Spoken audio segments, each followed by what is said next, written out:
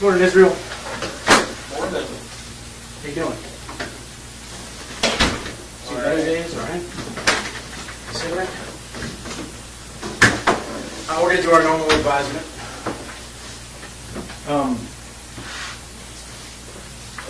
I have to do your right. First thing I want to ask you is you didn't interrupt anything over at the jail building. No meeting with Julie or anything. You have the right to remain silent. You understand that, is it? Yeah. Anything you say can and will be used against you in a court of law. You understand that? Yep. You have the right to talk to a lawyer and have him present with you while you're being questioned. You understand that? Yep. If you cannot afford to hire a lawyer, one will be appointed to represent you before any questioning if you wish. You understand that? Yep.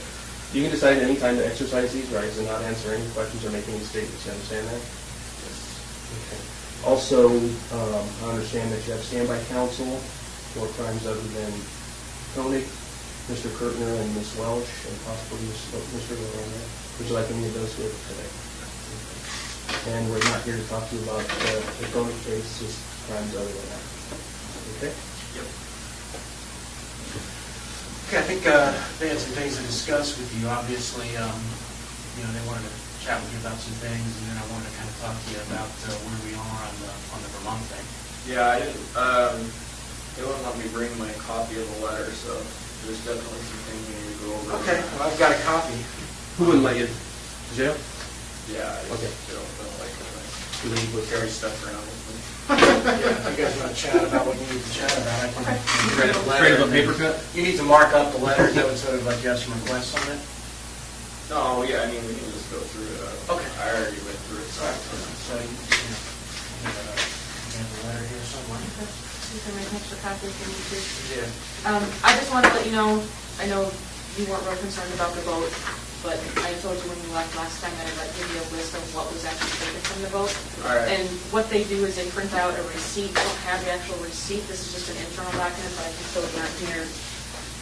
What they took, total of 19 items. Some of those are swabs. They're not actual things. Right. So, unknown materials, these I'm assuming were like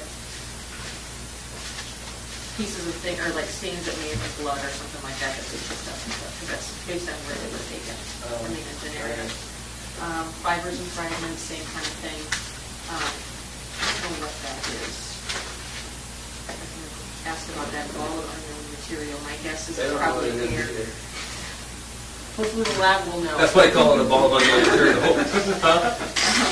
Maybe you could shed some light on that if you know. You know what the ball of unknown material is? I'd have to see it.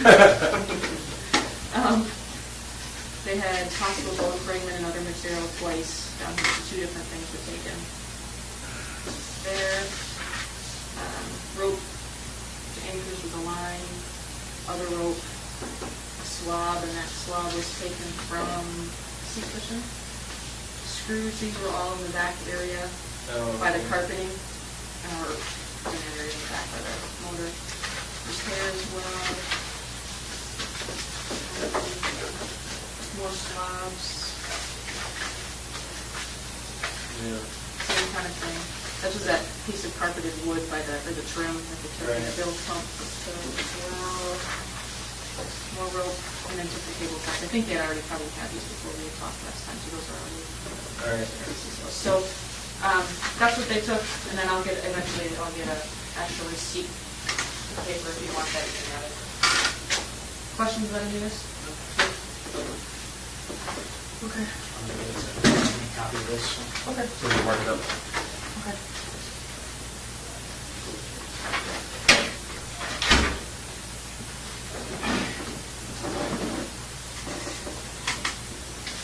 So, while she's making a copy, anything you want to discuss generally? Any what? Anything you want to discuss generally about the letter, or about any concerns you have? Well, yeah, one of my main concerns right now is trying to get a handle on what the process is going to be. If this goes to CCU, they approve one or all my cases for the death penalty. It comes back, and then my understanding at this point is it goes to a judge, and they decide to make a decision as to whether or not to pursue it from there. Again, like I said, I can't give you legal advice, but here's my understanding of the process. In terms of the notice itself, it gets filed, all right, with the court. Right. After it gets filed with the court, then, obviously you're free to plead guilty in your main case or go to trial or the courier case, whatever you want. Right. And then, let's assume we're talking about the courier case, there would be a sentencing set. And at the sentencing, I think there would be, either, like I said, there's an option to both sides agree to do a judge sentencing or a jury sentencing. And then that would go to that, and then ultimately the jury or the judge is the one who would have to impose the death penalty. Right. Or life in prison. Okay, so it goes to the judge or the jury sentencing, either one. At the sentencing, it's a public hearing. Yes. Either way, it has to be a public hearing. I think, yeah, I mean, most of it, now there's exceptions for public hearings where we can seal parts of them. And part of the, the methods we've used to kind of close portions of sentencings in the past is to apprise the court of cooperation efforts on behalf of the defendant. If we've got a legitimate law enforcement basis to close the public out, we can do that. Now, in order to do that, we have to, get approval from main justice. But, it's happened in the past. It's happened virtually in every case that I've had cooperators in. Usually, they don't want their cooperation known because it could endanger them. Right. Okay. Yeah. Well, my concern is, like I said from the beginning, there's certain aspects of the things that I've done that I would prefer never became public. And from what I've been hearing lately, at something as serious as the death penalty hearing, they want to review all of the evidence before they make a decision. Whether it's When you say they, you mean jury? Okay. Jury or judge. And obviously, in everything we've discussed, there's a lot of that. I mean, if they're going to review all the evidence, then that's primarily going to be interviews that we've done, in which that information is going to be in that evidence. And so if it's a public hearing, it's going to be, all that's going to become public, and that's exactly what I didn't want from the beginning.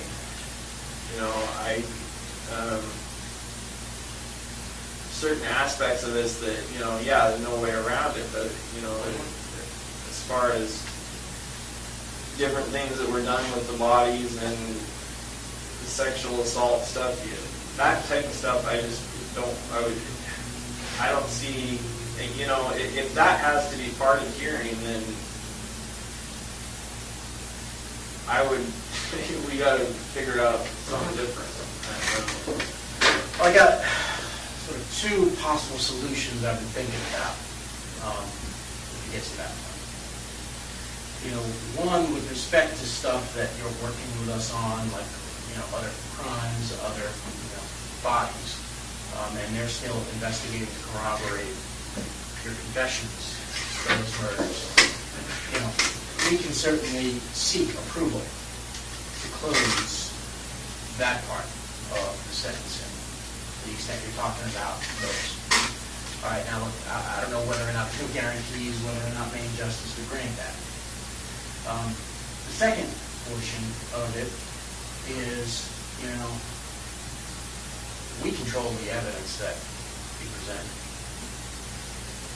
So the government's got to present the evidence.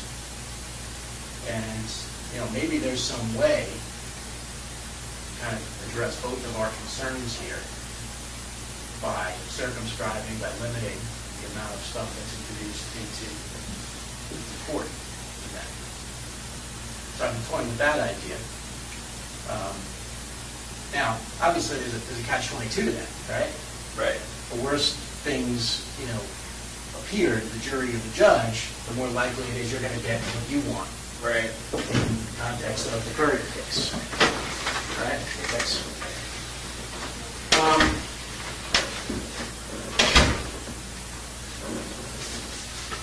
But I think that there is maybe a way around that. But in order to kind of get around that, what we have to do is we have to have at least the basic information on all the murders you committed. So basically, it's not like, hey, you know, we're sort of going with quantity rather than quality of the murders. So, and if we can corroborate those, you know, I think there may be a way to kind of get you what you want, but also, you know, obviously we get what we want then too. That would have to be part of the negotiation. Now, these are just thoughts I've had, but... Right. Here's the problem with that scenario is, like you said, I might get what I want. You definitely get what you want. Well, I mean, look, you know, I think you said it before in other contexts of, you know, if people hear the things you've done, you know, I don't think any jury would have any doubts about what they do. Now, I can't promise what a jury's going to do. I can never do that. Right. That was me operating under the maybe somewhat naive assumption that as long as I was giving you all this information, there was no reason for it to become public. Whereas I already know that if you go out and you find out this stuff on your own, there's all kinds of stuff. Well, maybe all kinds of stuff. I mean, it would have to be a numbers thing. I mean, right now, the way we're going now, you know, let's assume we don't ever strike a deal on the courier thing. You know, yeah, then I think it does become public, some of this stuff. Then we're forced to kind of go your way, and you're forced to go, you know, your own way. We've got to go our separate ways, and we've got to, you know, try our cases. I understand that. You know, I think now is the time to sort of strike a deal that would encompass all your activity. And then part of that, broker some deal about, you know, what we can introduce and what we can't. Well, this is another problem. This is why I was pushing for, you know, a different type of meeting this week. But,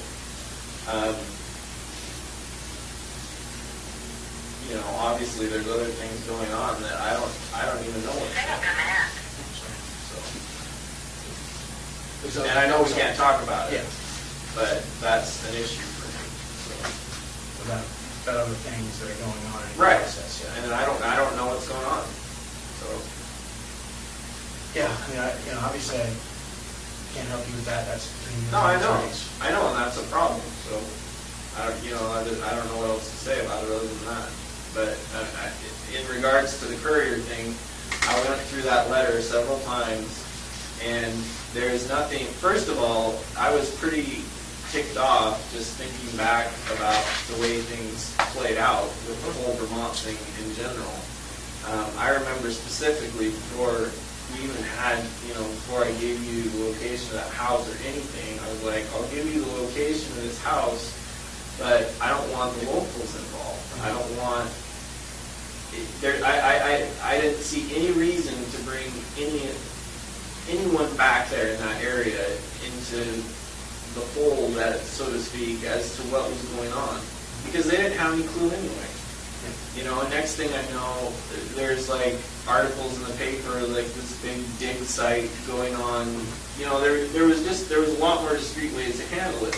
You know, so you got your information, they went right away to the lead investigator on the case, and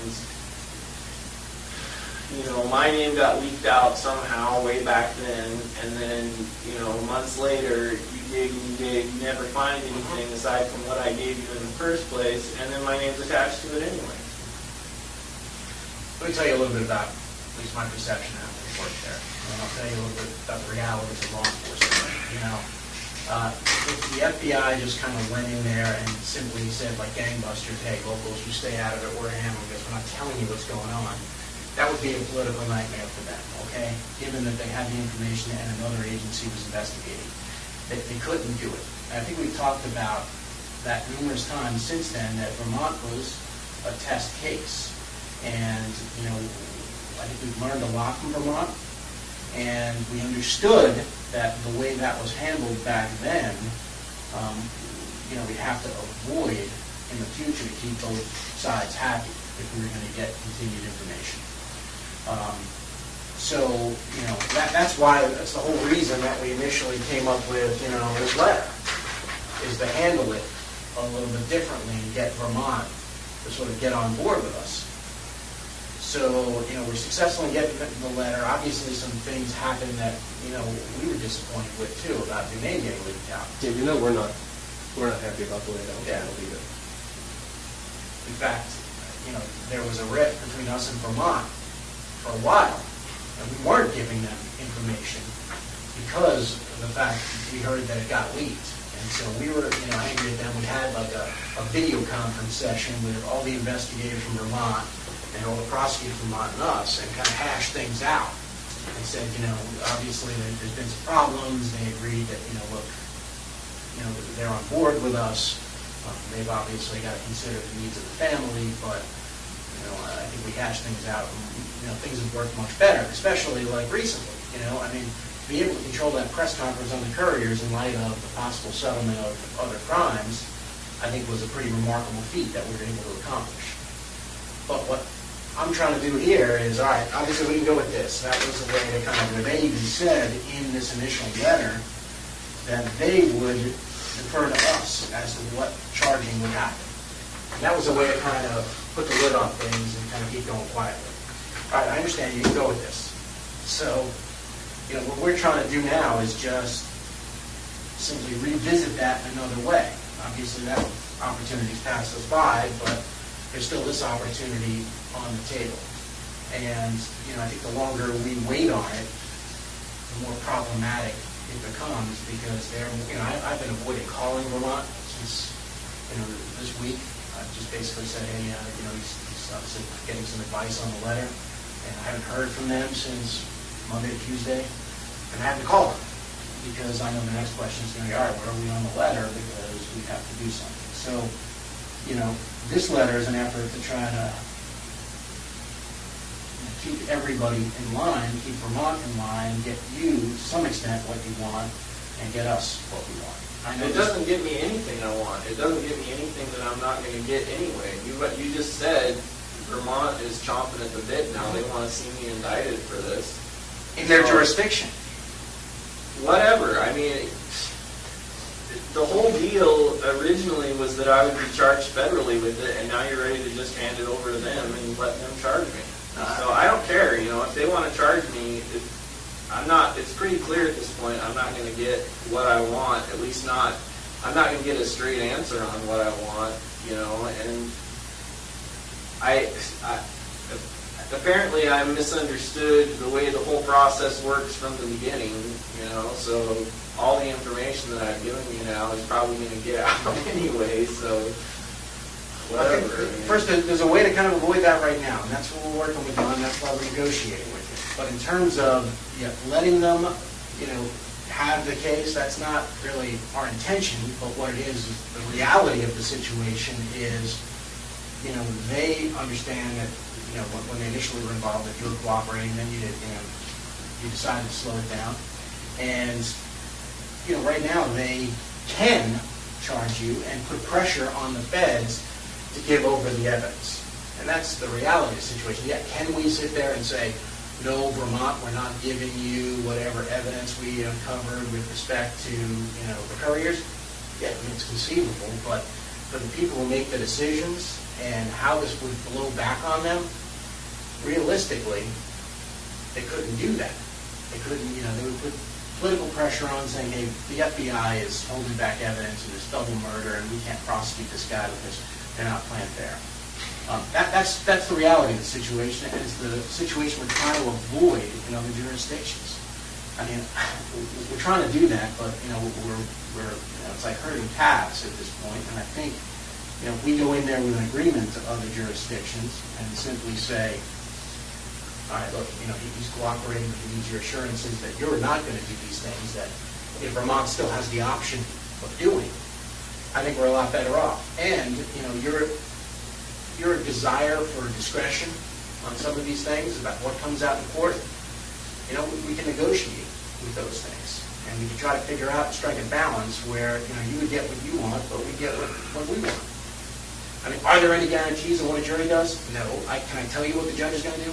No, but that's the nature of the work.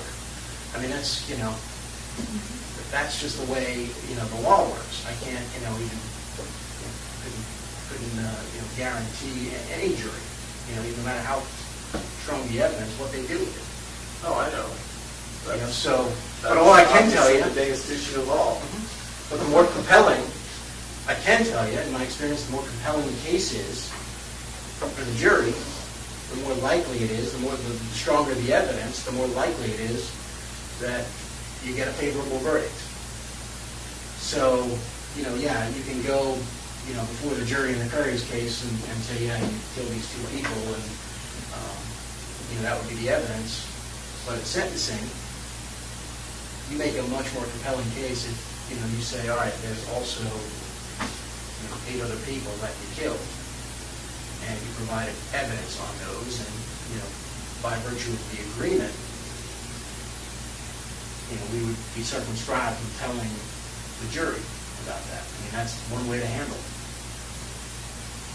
I think the problem is you're sort of between a rock and a hard place. You don't want to give the jury all the information because, I don't care if the jury has the information. I just didn't want it all over the media. All over the public. Right. Well, I mean, that goes back to sort of the But first... apparently that's not possible. So can I see that letter? Yeah. There's something else in there I want to go over. I think like I said, there are law enforcement exceptions to keep things sealed and from the public if we're still investigating it. We just need to get approval of it. That's something we can put in that letter, that we seek approval from main justice to keep things. And in this, and I'm pretty sure in this letter, all we're asking for on anything else is who and where. The details. Yeah, I know. I see that. So you control that information by telling us just that. Right. But the problem is with some of that, it's going to give you more than enough that if this doesn't work out in my favor, you're going to keep playing connect the dots, and I'm going to keep getting bounced around from one jurisdiction to the next. It doesn't happen with this. No, it says, prior to any plea agreement, I provide the total number of victims, jurisdictions, which in turn is going to give you, well, it doesn't say names or dates, but Or even specific locations, it just gives us the jurisdiction. That's just so we can get their agreement. That's all we're asking for before that. It's purposely set up that way to protect you. right, but the problem is I already know that you know where I've been for the last few years, so it's not. So you're not giving up So anything. you're right, that's not a lot of new information. It might just corroborate some of the stuff that we have, and it gives us the ability to go to them and get them on board. Or walk away if we're not willing to get on board.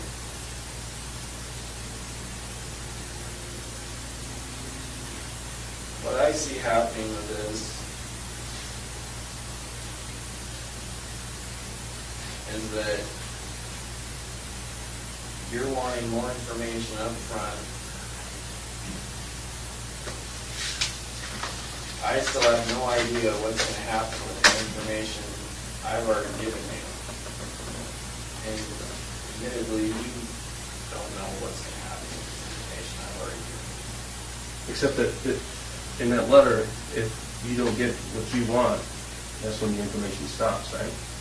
Yeah, it's It stops conditioned, until you start finding stuff. well, it's conditioned on at least the Attorney General coming back and saying, hey, we're going to seek what you want, right? I mean, look, you've identified, some issues that you're concerned about, but, I don't think there's anything you can't overcome here. There's no reason to get sort of frustrated about things. It's, we can work it all out.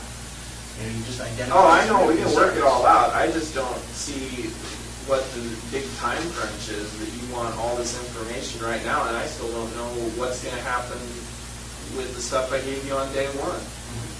Well, I think the problem is we need that information to kind of keep, Vermont on board rather than have Vermont go public, and once Vermont goes public. Vermont already went public, Yeah, but essentially. they didn't really get picked up. They had one reporter who had inside information. She didn't share sources, as far as I know. Clearly, the other stations didn't feel comfortable linking it to you. Certainly, they were calling and trying to get Even up here, information. they added that disclosure. They couldn't. Yeah. They couldn't confirm it locally. So that all they did was run what Right. they had. No, I get that, but I mean, you've already said whether I'm charged with this federally or locally in Vermont, I'm going to be charged with it soon, right? That's their plan.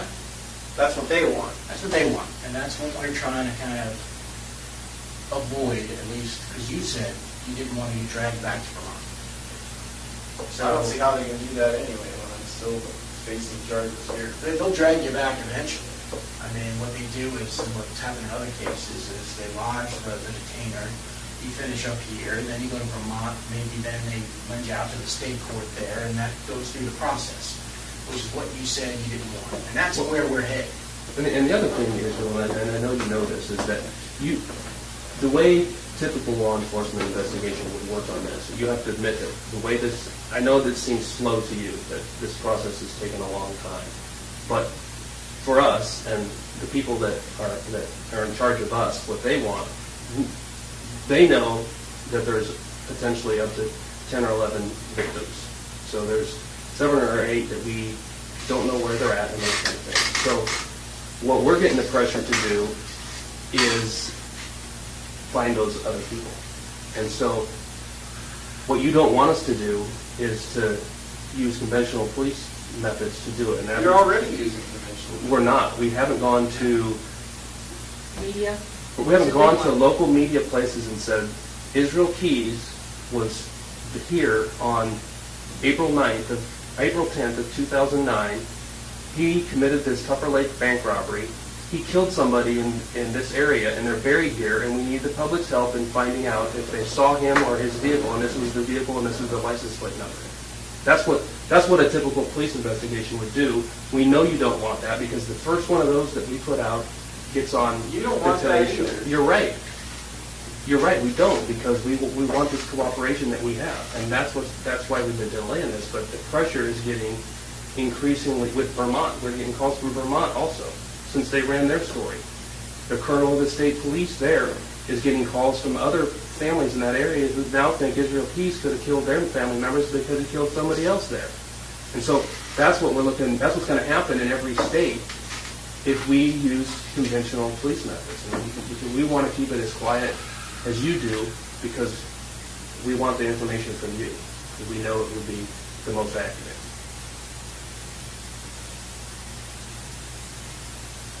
I mean, that's just the reality of it. I mean, I know you know that.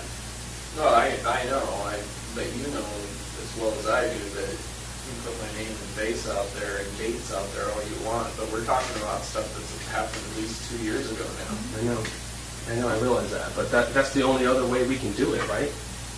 I don't know, but I'm just saying that I'm getting a little bit ticked off at what's happening with the information that I've already given you, and I see no reason at this point to keep giving you more information, because I don't know what's going to happen with that. Once you have it, once they have it, these different jurisdictions, it's their information. Yeah, I understand that, but then I lose it. And you guys, and then Vermont, New York, whoever, they do whatever they want with it. And like I say, the whole process is, I'm getting a little bored with it. So I mean, you're annoyed with that, with the way that was handled. Quite frankly, I'm annoyed with you, because you had in your power a way to stop it right here. And I came up with this plan, and you could have done it. And if you did it, we wouldn't have had the problem in Vermont last week, because we would have had the authority to say they had already leaked my name to the Yeah, press but they at had the time nothing that else. letter was out. they had nothing else. And, they leaked it, but they had absolutely zero until they had the corroboration of the press conference, which by virtue of this letter, we would have had more sway into telling him, no, you can't do that because he's cooperating. Here's what he's already done, and he's lived up to his end of the bargain. So that's the reality of the situation. You blame us for the situation. I'm I blaming do you. blame you. I told you from the get-go, before I told you where the freaking bodies were left, I told you that I didn't want the locals involved, and the first thing you do is make a big scene and do a big freaking archaeological dig right alongside the main road. All right, come on. You've agreed in the past, if we're being honest here, that we've handled that situation as quietly as possible. You know, to whatever extent we could, we shut people's mouths, and the only problem was probably one cop that didn't get the message early on. And that was it. Because No, I think since you need to then- back up to your recordings. Because I remember the conversation, and I said I didn't want the locals involved in it. And I know now I talked to the guy, I talked to the lead investigator. Not only did you involve him in that, but you took him to New York to dig up the guns. You had him involved from the very get-go. Well, the only reason that guy was involved in the conversation is we were sort of planning on going to this at the time, if you remember.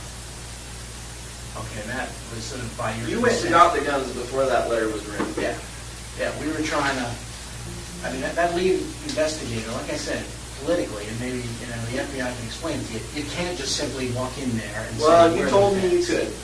I don't think we did. I mean, Back up to recording. Yeah. I'll go look at it and I'll listen to it, and I'd be happy to kind of share it, but I think what we said was the FBI would lead and handle the case, and that's what's happened. No, you said you would control it. Yeah, and to whatever extent we could, we did. In fact... And I'm saying I'm not happy with the extent that you've controlled it.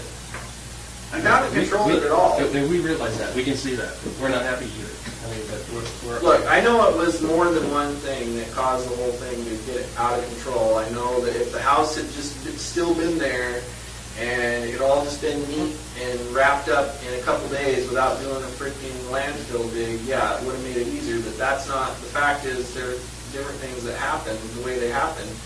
And now I don't know what's going to happen with all this information I've given you. And you know I'm not just talking about the couriers. Well, that's why we're here negotiating. Look, you have stuff you want, we have stuff we want. Yeah, can we promise you absolutes? No. I know that. Just like you can't promise us absolutes that we're going to find these people. So who knows whether or not we'll ever be able to kind of, give closure to their families. I mean, it's up in the air for us too. We're just both doing our best to try to come to some sort of resolution. Yeah, it's not ideal. We have different interests, but I think there's a way to meet those in the middle that will avoid a lot of the things that you don't want, and at least try to get us started on the things that we want. No guarantees from our end either.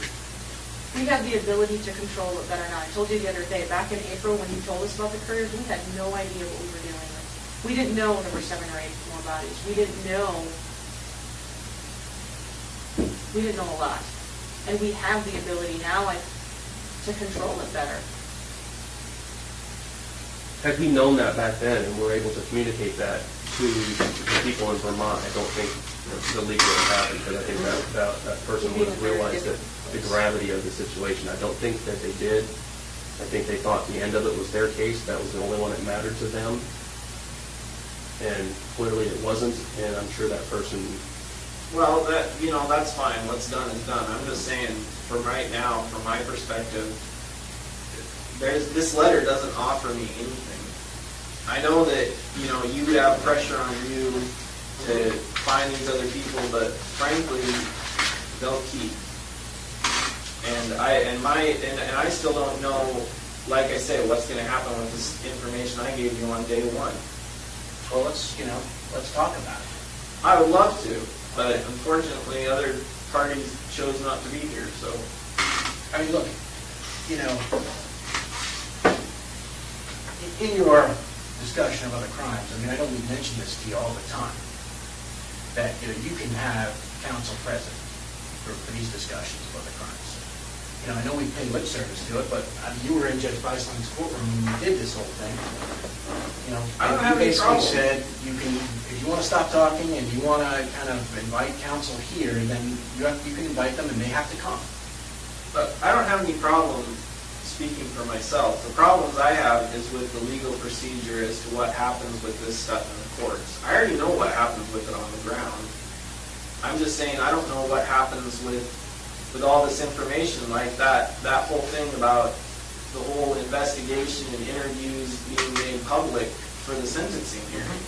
I did not know that. I was led to believe that if I gave you information, that we controlled all that information. You still have an opportunity to control that information. And, agreements can be struck, but they have to be struck now in advance, because if we get too far down the line, here's what's going to happen. Like I said, we identified Vermont as, a problem because that was, happened at a time we didn't know what we were dealing with. I wrote that on that flip pad I showed you a while ago. Vermont, we got to deal with Vermont. I know it's going to be a problem. All right, now I know it's to the point where, it's a reality that it's going to be a problem. If we take control of the situation, I think we can avoid that problem. You can then negotiate what the extent of what you tell us. And to some extent, what comes out in court. But we've got to talk about it, and we've got to kind of go forward, because what's going to happen here is, let's assume we don't strike any deal. And here's what I see happening. And again, I saw this months ago, and I'm just going to tell you in the future what's going to happen is they're going to go ahead and say, all right, well, he doesn't want to enter into a global settlement on the other crimes. We're going to go ahead and charge him. Okay? Once they charge him, it doesn't become. Once they charge you, it doesn't become one reporter saying Israel Keys did this. It becomes, all right, the government saying he did this. And then that becomes sort of a national frenzy of Israel Keys killing 3 people, traveling around the country, killing people. Where else has he been? What kind of shows can we do? And then that in turn puts pressure on the local FBI. All right, they're going to come to Jolene and say, all right, well, what did you do? What have you done to kind of make sure you've investigated all his crimes? Oh, you didn't put media out? You're sitting there talking to Israel Keys, you're trusting him, and you didn't do the necessary things that we see fit. That's exactly what's going to happen. And they're going to say, you go do it. And it's not going to be up to Jeff Bell or Jolene Gillen or Frank Russo or Kevin Belvis. Like I say, if they think that's going to help, then they're idiots, because, like I say, I've given you all the information that first of all, no media exposure, even if I hadn't given you all the stuff on the more recent ones, would have helped. I don't think it would have helped. I don't know. It maybe wouldn't help, but it gets your name out there and it's something connected with things, which is what you Right, don't that's want. why I gave you that information. But, now you're talking about wanting to put my name in the media, which is the one thing I didn't want from We you. don't. We don't. We Brother, don't don't want want to. to. But it's going to happen, is what you're saying. I'm concerned it's going to happen. That's my concern as I look forward. If we can't get another avenue for doing it, I don't see that the FBI. I don't see that we have any other choice on how to investigate it. I mean, You could just hold off until I see what happens with the information I've already given you, and then you still have an open line of communication. If you do that, I have what incentive do I have if you after all the information I've given you, you run to the media and put all this crap out there for my family and everybody else to see, and then at some point down the road, we still don't have enough to find out for sure that he did this, that, and the other thing, but let's go back and talk to him. You really think I'm going to feel like giving you any more information? From our perspective, you have to see it sort of the other side of the coin. What guarantees do we have that you're going to give us the information? I don't have any guarantees. Exactly. Just like you don't. So we're trying to reach an agreement here where we both have some assurances that we're bound by in an agreement. So we're bound by... I don't have any guarantees, but it's pretty likely you're going to get the information. So why do you say that? I mean... Because it looks like I'm stuck here for a while. Well, what incentive would you have to give the information? I don't know. I'm sure things will come up. Right now, you guys got me on pencil restrictions. Pencil restrictions. I don't know. What is that, Judge? that's to get you to stop eating pencils, I guess.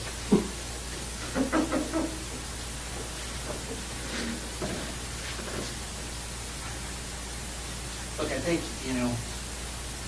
what we're trying to do is, look, it's obviously a situation where you have interest and we have competing interest. like I said, things are negotiated like that every day.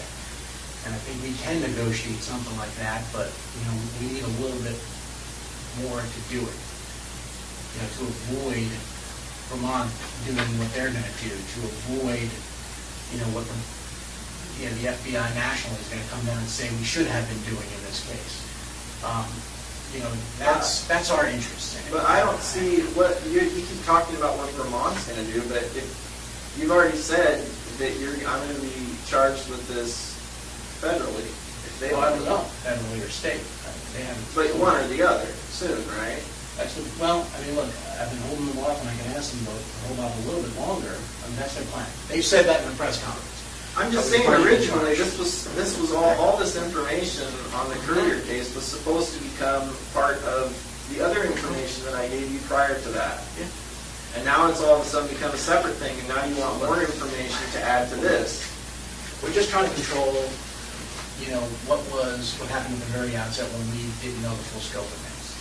Let's just deal with that problem. All right, maybe we can't, solve every single problem here, but we're happy to kind of try to solve Vermont. And I think it would be minimal impact to you if we convince them that, look, he just pleads guilty here and then it gets wrapped up all globally in Alaska. That would be probably have the least impact on you. Agree? Yeah, this whole thing is already a huge.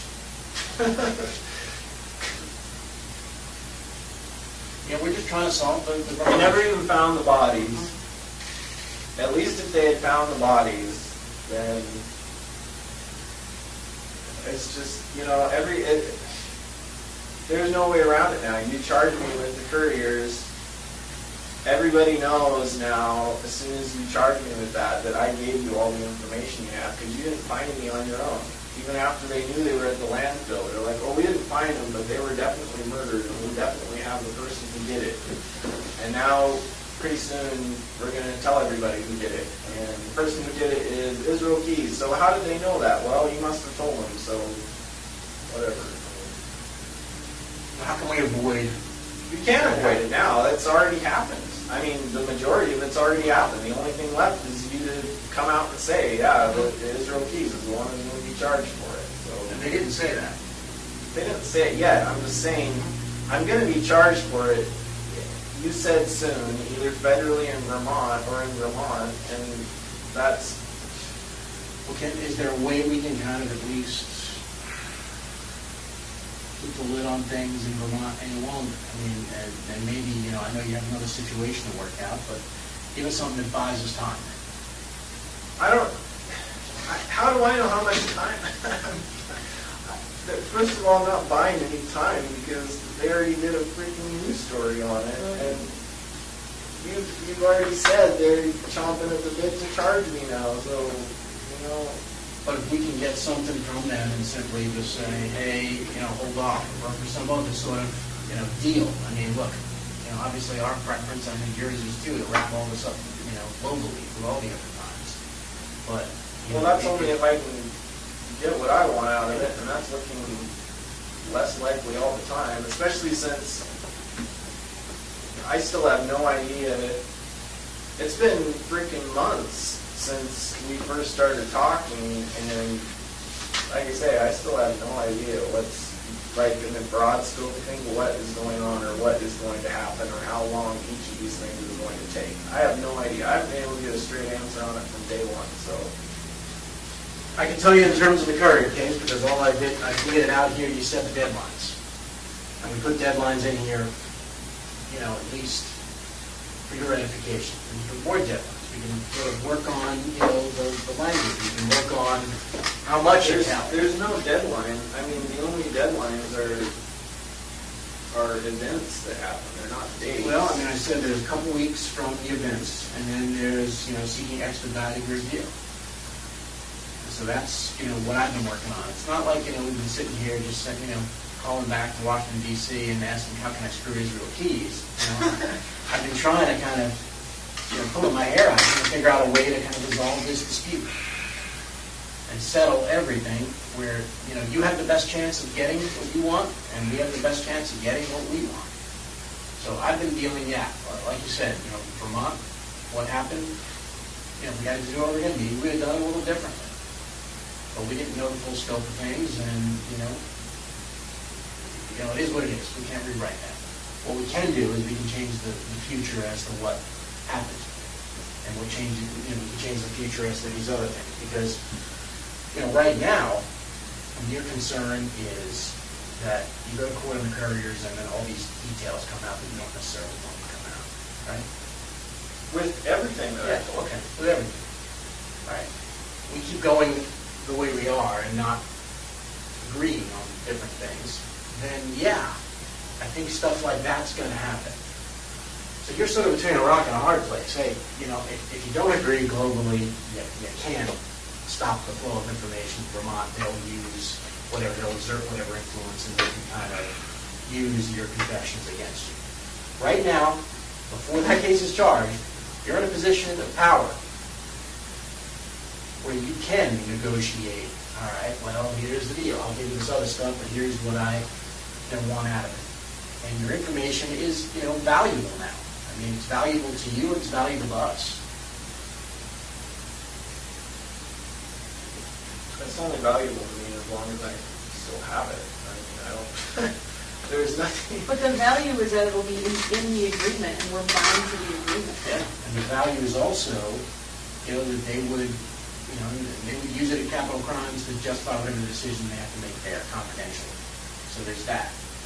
This other stuff in terms of limiting the amount of information, if we keep going the way we are, then there's no agreements, and who knows what people will use.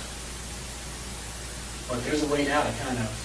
Well, you should know, because you're the one I gave the information to at this point. What I'm saying is that if we sort of strike a deal on it and it limits what we're, we are bosses, like I said, they're going to tell us, hey, you have to present all this information in court to justify whatever decision the jury's going to make on him. But if there's a binding agreement that says otherwise, at least then we have a reason not to, and then we're bound not to do that.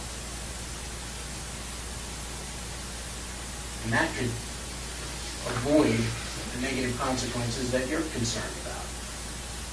I think there's a way to do it. I just don't want to shut any doors here.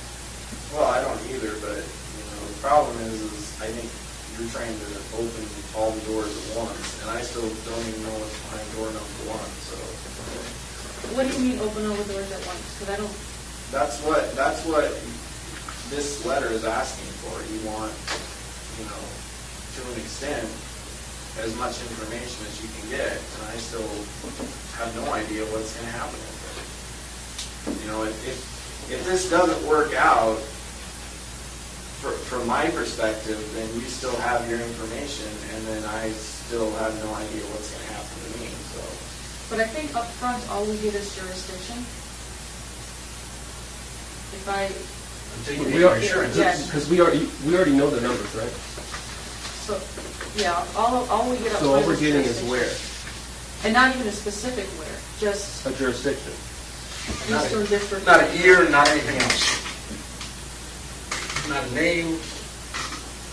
It's just to fulfill your needs, to kind of simply say, hey, I don't want this to be a problem, and I just get what I want. I mean, if I'm going to give you any information, I would just rather have something that's tangible that I get for it. Well, let's talk about it. I mean, again, there are no promises, but, If let's... it's not a promise, then it's not very tangible. Well, it's tangible in that we can, show you what we're going to do. Some of this, like you said, is out of our hands in terms of judge and jury, or... I get But, that. hey, tangible is a letter from a jurisdiction that says I'm not going to prosecute you. I mean, that's tangible. I'm talking about something that says, like I say, my main concern has always been the amount of information that's released that I have given you, the details, certain details. To me, that's a major concern, and I don't, and right now, I'm still really fuzzy on, you know, what I want. It sounds like, I don't know, from what I've been hearing, it sounds like it has to come out. If it goes to the death penalty sentencing phase, it sounds like all that stuff is gonna come out, and I don't know, it's just. I mean, that's why. And in the meantime, I'm also concerned about you releasing that information anyway, as whether you're doing it to piss me off or whether you're doing it to get the public's attention or for whatever reason, you know. So let's control that, Israel. None of that has to come out, or the stuff that you don't want to come out doesn't have to, if we negotiate and agree upon what that is. Right, that's what I'm saying. So let's do that. Yeah, so it's not, you know, look, I didn't write that letter to say, hey, take it or leave it. I mean, I gave it to you, let you review it, you know. Agreements are negotiated all the time. What would you like to see in there that's not? No, I don't know, because I don't even know what's possible at this point. All I know is, you know, with all the information that I've given you,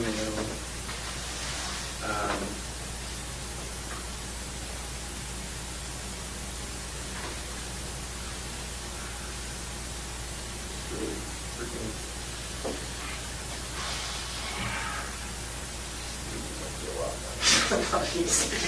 Well, I mean, I could come up with a plan C, you know, if you want, and my plan C would look something like this. You know, Israel sort of controls the amount that comes out in the sentencing of the couriers. You know, we can agree upon what that is, maybe a, you know, sort of a you know, brief statement of I killed this person and they are buried here, right? You know, in exchange for, obviously, we're going to do all those things in advance to get your assurances of non-prosecution, but then you're also controlling the extent of information that comes out. So, I mean, I think, you know, look, like I said, it's sort of a catch-22. You want to have the death penalty imposed upon you. The more information the judge or jury has, the more likely that would be. But, you know, I guess my plan C is, well, you know, then at least we can kind of do quantity over, hey, you know, details of what happened. I think that, you know, would be Yeah, but the compelling. time to do that is at sentencing, not now. No, well, I mean, we have to get started on it to at least Why? corroborate and get those assurances from those jurisdictions, right? Otherwise, if it Well, I comes out don't at know. sentencing, you get That's, charged. this is the stuff I don't know. I mean, how the hell do I know we have to do it now? For all I know, you can charge me, and then at the time of the sentencing, you know, you can say, look, there's this additional information. I just don't see where I have any incentive to give you any more information right now, because all this stuff is going to happen to me anyway. I mean, whether I'm charged federally or in Vermont, I don't even understand how they can charge me in Vermont, because Feltus told me this was a federal crime. So that was the whole idea of me giving you like the guns and the silencers and all that crap, because I thought it was all going to be federal, and now you're saying they want to charge me locally, and I don't even, whatever, you know, you're the lawyer, so. I think that nothing, you know, there's nothing that can't be overcome here, all right? And that's what I'm just trying to work on.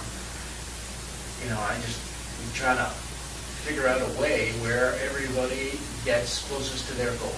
And I think we can do that. Oh, you're going to get your goals. You know, I don't know that. What do we just go back and I'm going to assure the guys, hey, well, don't worry, Israel said we're going to get what we want, so don't worry, guys. I mean, you know what they're going to say to that. You know, this way, at least if there's an agreement, we can show them, it's not just Israel saying, it's an agreement that, you know, we have that, you know, he's going to get us close to our goals, we're going to get him as close as we can to his goals, and, you know, hey, we're both walking away, leaving something at the table. Jurisdictions are walking away and leaving something at the table. I mean, we have to get those assurances, and, you know, that's something that's going to take time. And that would prevent you from, you know, the detriment of getting dragged around, which is something you told us you want to avoid. And I'm just trying to keep it together. Right. And I think this is that's the best another way. concern I have is, you know, I give you this information, things don't work out my way, I still get dragged around. How do you figure? Because if Plan A doesn't work, then all these other jurisdictions are gonna go to Plan B and charge me separately for everything that I've done. Plan A, though, before we even get to it, would require them to write a letter saying they're not. So then they wouldn't do that. Right? Well, it's not on here now, I mean, Well, we can put it on there, I mean, you know, look, that's a starting point, it's a 3-page letter, not even. Like I said, that needs to kind of go into a more comprehensive agreement, but, you know, don't get frustrated with the terms, everything is, you know, you have some other concerns you identified today? We change the letter, you know, we work on it. But we don't just get frustrated and kind of walk away, because that's, you know, that puts people in a corner. We don't want to put you in a corner, we don't want to be in a corner. I think we both know that the best way to proceed on this is the way we have been proceeding. And doing it as quietly as possible. And I think, you know. well, that's my whole issue right now, Yeah. is it hasn't been very quiet. I mean, there was already like freaking pages online about me. I don't know. They just speculate. Yeah, but, you know, I don't know, whatever, speculation, fact, does it really matter? Well, you know, I think it does. I think you even said that last time we met. It's like, yeah, it's one reporter and reporting something. It's not reality yet. And, you know, I'm trying to negotiate a resolution that lets kind of control Vermont, because, you know, we learn from it, and it's going to help us avoid that problem in other jurisdictions.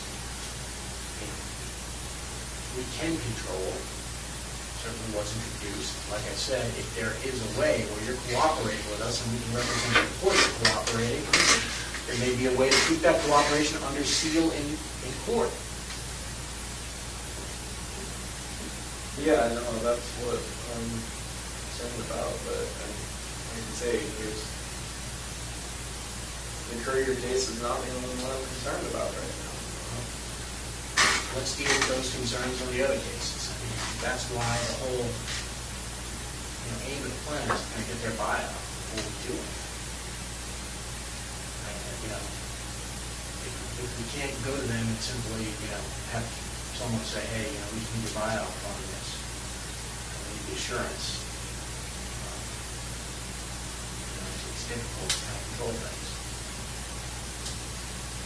I agree. I do think that you're going to follow through on your end, but I just think at this point, I'm kind of feel like I'm in a position where I've given you a certain amount of information. None of it has, or I shouldn't say none of it. About half of what I thought we had an understanding on, you know, from the very beginning, hasn't worked out in my favor. Granted, you know, some things haven't worked out in your favor, but I just think at this point, I just don't see what incentive I have to tell you anything else. I got day-to-day issues. And, you know, we come over here and we sit in this room and I still don't know what's going on with, like I say, with everything that we've talked about. And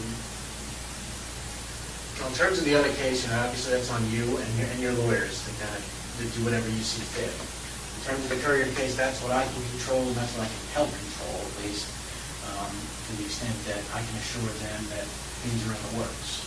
You know, look, I can tell them, and I have told them, look, I think he's going to cooperate and continue giving us some of this stuff in exchange for some of the, you know, for some discretion, but, you know, they don't know you. And, you know, I don't expect any sympathy from anyone. No, and they're not. That's exactly the point. Come on, let's be realistic. Well, I am being realistic. They're not sympathetic at all. That's why they're saying, well, you know, got a case on them, I guess, we can go ahead and charge them, right? Exactly. So What I'm trying to tell them is, look, that's maybe not the best thing to accomplish everybody's goals.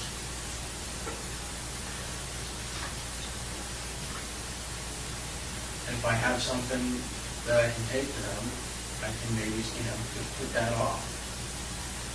So that's all I'm trying to deal with. I think there's a way to kind of circumscribe and limit the information in court. I think there's a way to write that into the agreement. I think there's a way to do a global settlement.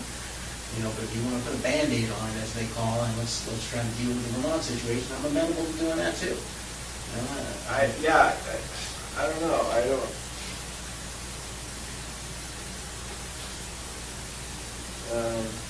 there's just a lot of stuff.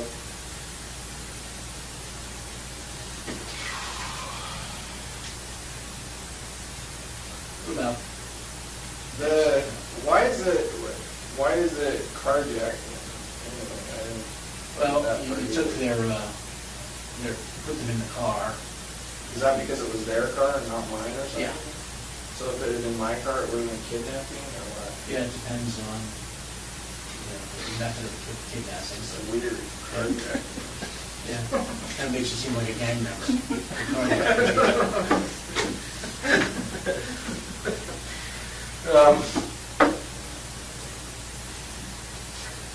I'm just trying to think about Vermont, maybe how to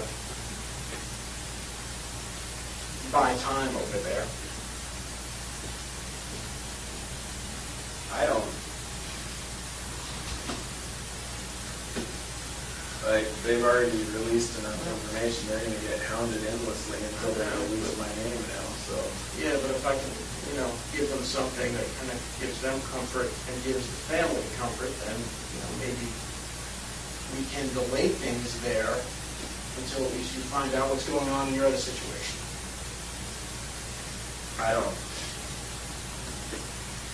Like I say, it doesn't matter, as far as Vermont goes, everybody already assumed I did it, so. Yeah, but no one's really Even my own family pretty much assumes I did it, so. But one of your goals was to not get charged out there. That was one of the things you told us the other day, is that you didn't want to No, I have to don't. go back there. So that is something that we can still. So ideally, what would that say? You said there was some, how would you have that read? What information would you have released about the? I mean, you control everything beyond the couriers because you only tell us whatever you want to be released. What would be acceptable to you to be released that you think would meet your goal in this case?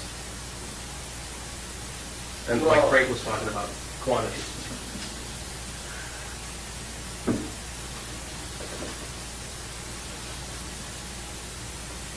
Well, it sounds like right now, I don't even know if this is going to be charged by Vermont or by the feds.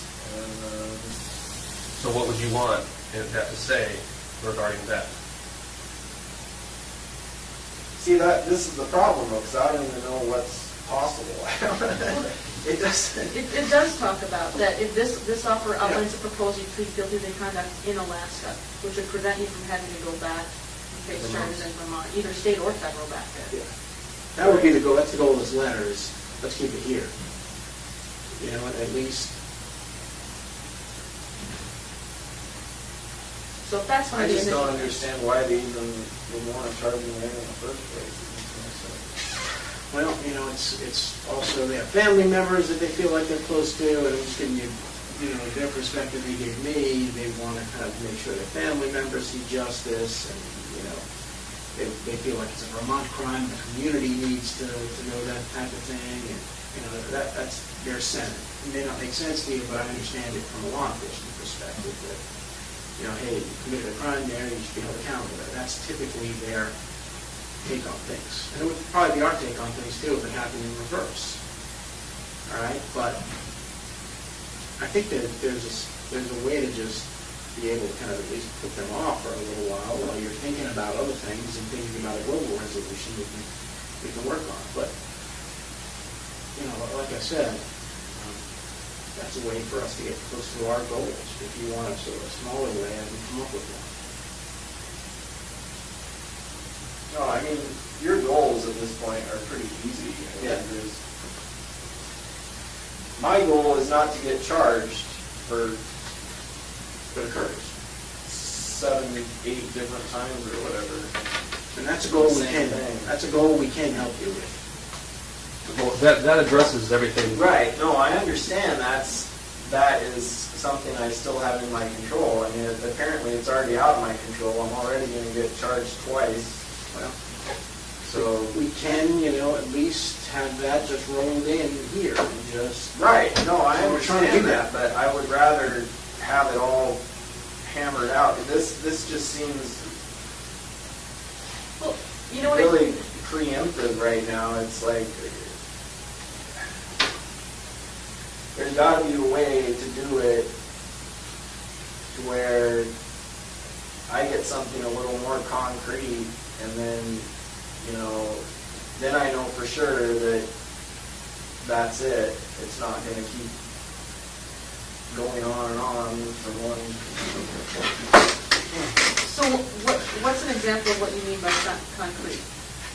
Like, what would you, I guess I'm not clear on what you want. Well, that's I thought within you our were- control. What could we put in there in writing that is? I don't know that there's, I don't know.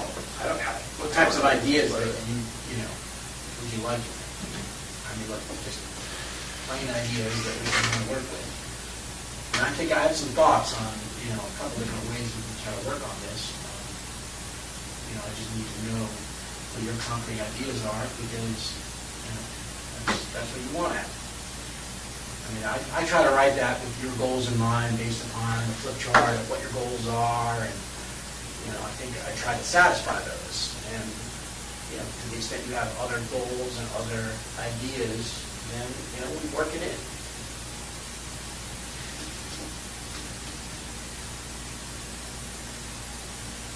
Yeah, I'm just not so sure I even have that goal anymore. I mean, like I say, if me looking for the death penalty is gonna make this into a bigger circus than it already is, and they're gonna take all this information that the things that I've done and put it in a public sentencing hearing. It doesn't have to happen that way, though. Well, I don't know that though, because I've been told it does, so this is the problem. Well, all I can tell you is the United States government controls what evidence is introduced into court. And I represent them. So I have absolute control over what evidence I put in. Right. Well, that's good to know. And if it says in here what evidence gets introduced, that's what Frank has to go by. Yeah. And no one's going to tell me that, here's what I have to do. Now, obviously, there's, bosses everywhere that'll try to tell you stuff, but if we have an agreement that binds those people, then, it is what it is. Court doesn't have any right to demand more information from us. Court has to let us try our case.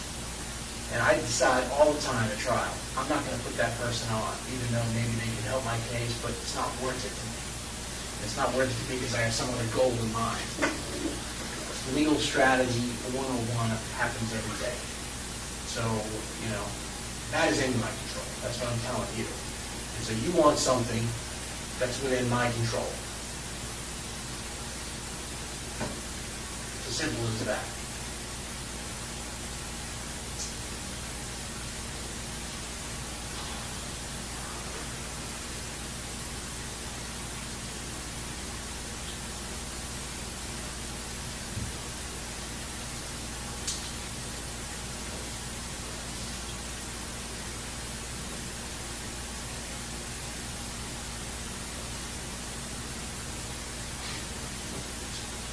Oh, boy.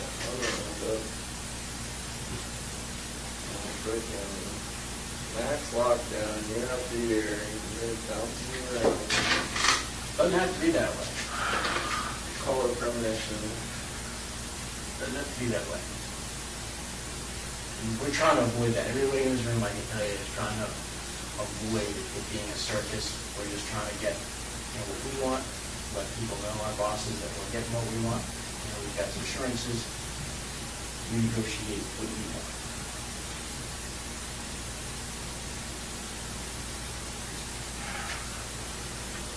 If we wanted to screw you, I wouldn't be sitting here drafting a letter to you about here's what we're going to do for you, and I wouldn't be in here. You know, we wanted to go ahead and just try to make you a villain. We can just don't do that. All right? Well, you know, look, you're concerned about the extent to which. Well, there's certain things, but from an entertainment perspective, from my perspective, yeah, it would be really fun to have all this stuff come out, but, you know, I'm not trying to single handedly do my all one at a time.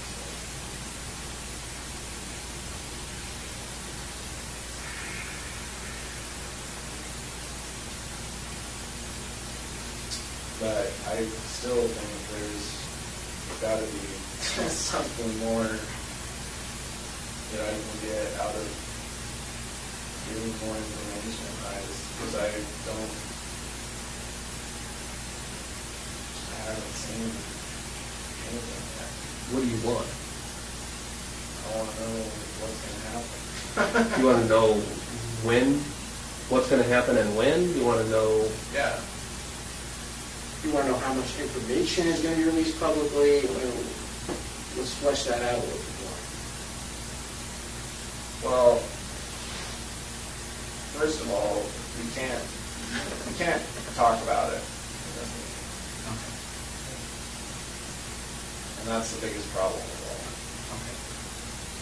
So that problem Secondly, there's this problem with Vermont that they already have enough information on me.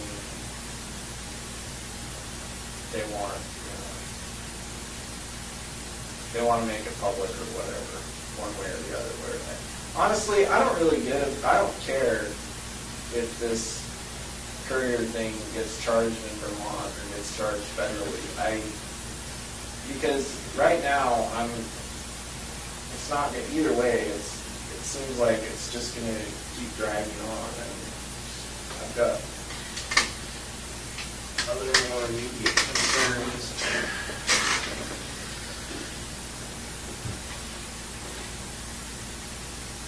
Well, the immediate concerns, I mean, here's an idea. Here's to deal with your immediate concerns. You want time to deal with those immediate concerns, and, Vermont is obviously, under some pressure to kind of make a decision in terms of charging. There's a way I can at least go back to them as this Band-Aid and say, look, we're going to, move forward on part of a plan. Let's assume we go back to this, just the New York thing, and we simply say, part of the plan, give it a try. He's going to provide just the jurisdiction where the person is taken. If you agree to kind of put off charging. And just do the same thing you're doing. Just put off the press, put off charging, just say investigations continue. There's a way to go back to them and do that, or like I just said, it's a Band-Aid type of thing, just to buy us some time. I'll be happy to try that. I don't, like I say, I don't care. They've already released the information in the media. They're going to charge me for it. You're going to charge me for it. Either way, the whole thing wasn't even supposed to. There was a way to, at least put that off, and, if there's a way to put that off, maybe there's a way to strike a bigger deal down the road, if we buy some time for ourselves.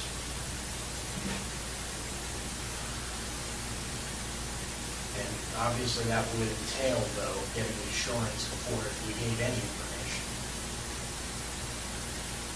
So, look, it's a Band-Aid, it allows you to get insurance, but it also buys you time to think about your ultimate goals and what you want in an agreement for working. It also gives you a chance to see if this plan will work, which I sense is part of your concern. Yeah, because it doesn't, it says that this plan, it says right in this plan that this plan might not work, so.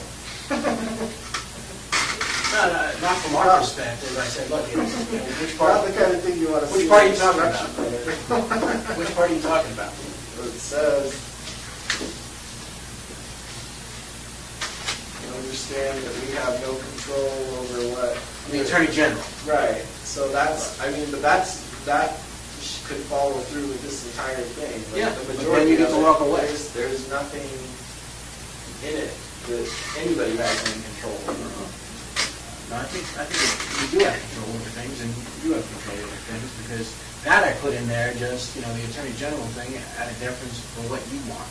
If you're not getting what you want, then I understand you don't have a benefit. The Attorney General comes back and says, life in prison is what I want you to see, that's not gonna make you happy. And then, the benefit of your bargain is lost, in my mind. And that's why I put it in there. But, look, I think we didn't want to write this letter by saying, the Attorney General is never going to guarantee what's going to happen. We can't make the Attorney General guarantee what's going to happen. We can only make full information available. So that's just a sort of acknowledgement that the Attorney General is an independent body who gets to make a decision, whatever it seems fit based on that information. So, look, as much as there is, the main crux of this deal is you getting control over the prosecution of cases. You getting control over, if you want, the extent of information. You getting some guarantees over that. And in exchange, us moving forward as quickly as possible with you controlling, some of the deadlines. So, I don't know, I do think you get what you want. I mean, look, we just can't, I don't have the authority to speak to the Attorney General. I'd like to put a deadline on him too. And say, hey, you gotta come back with a decision next week. But, he's not gonna listen to me. There's another factor that I just occurred to me recently with the sentencing portion is if whoever happens to be sentencing me knows that the death penalty is what I want, there's a chance that there could be some reverse psychology going into play there, and they're going to want to give me the opposite of what I want. Well, I think you even talked about that at one point, and that was part of your thought that you'd go before a jury rather than a judge. Yeah, but I'm just saying if you were to do it. Yeah, I mean, that's possible. There's just a lot of, I mean, look, yeah. It does. I mean, it would be, Maybe this, you can't guarantee, like I said, I can't guarantee what a judge is going to do, I can't guarantee what jury's going to do. you just work out a whole under-the-table resolution.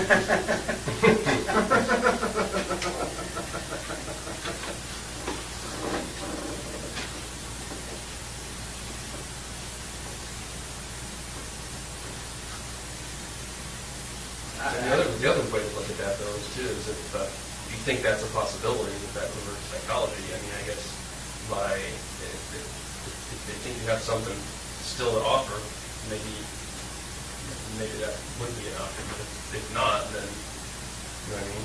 If they still think there's information to be had, whereas if we had an agreement where all the information was going to come out, I think that might be less likely. You know what I mean? Yeah. I mean, that's the only reason I don't think they could look at something like that. Might be. Everybody just makes too big a deal out of this stuff. We're trying. Bigger problems in the world we could be worrying about right now. This is, one problem a day, and this is sort of a problem that we all have, and we're trying to come up with, a solution that we get both of us get closer to our goal. And that's what I've been working on. I'll come up with another plan. I'm happy to kind of keep working on it. I'm happy to redraft the letter. I'm happy to kind of call whoever I need to call. But, I think, I don't want to close the door on things. Well, I don't really see that that's an option at this point. No, I think we all understand that, but, we're just concerned that At this point, I'm thinking pretty obvious to me that whatever's going to happen is going to happen, and I haven't been able to control how really been able to control any of the information I've given out, like once I've given it out, that's pretty much been it, so. I think you're wrong about that. I mean, think about it. The Tupper Lake bank robbery. Has anybody come and questioned you about that Tupper Lake bank robbery? No, Right. I'm not. Arson in Texas. Burglary in Texas. No one's talked to you about that, right? Bank robbery in Texas. That's probably kind of like small potatoes. Well, maybe so, but look. No, Look, Courier thing was the okay, only thing. Yes, all right, yes, okay, great. So all this stuff hasn't come out, but I don't know. I just.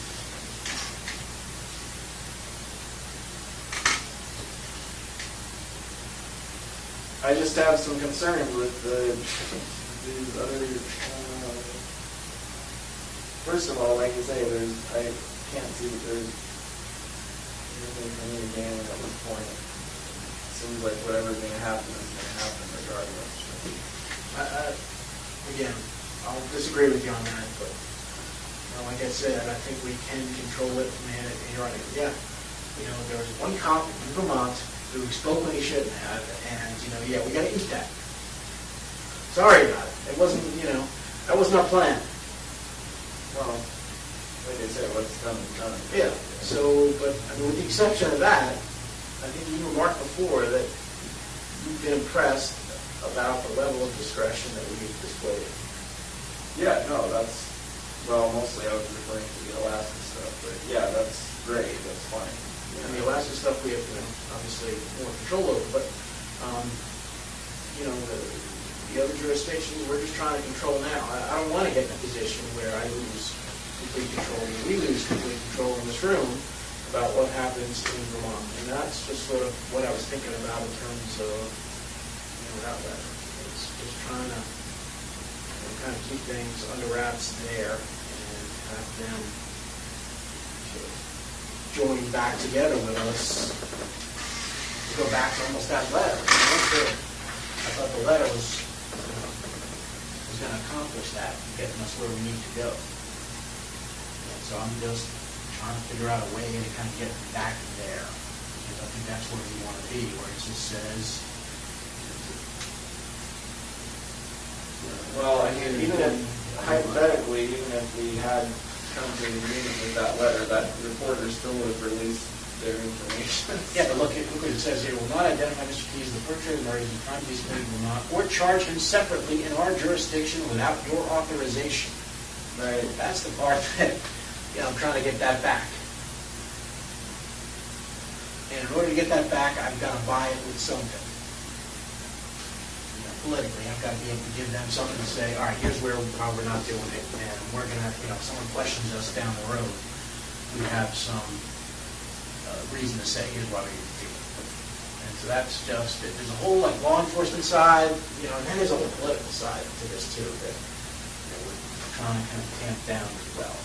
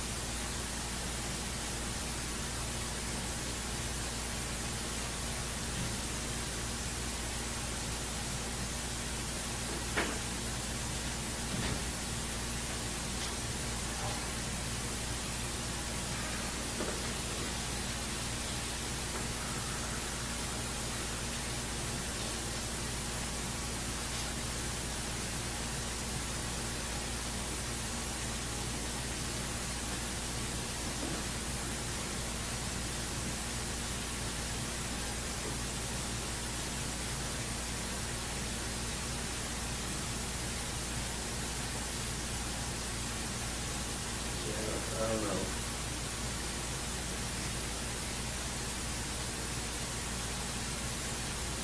I think I'm more efficient than government. Well, I think you're certainly, you're good at planning. In what way? You're good at planning stuff, and that's what I'm trying to do here, is simply come up with a plan.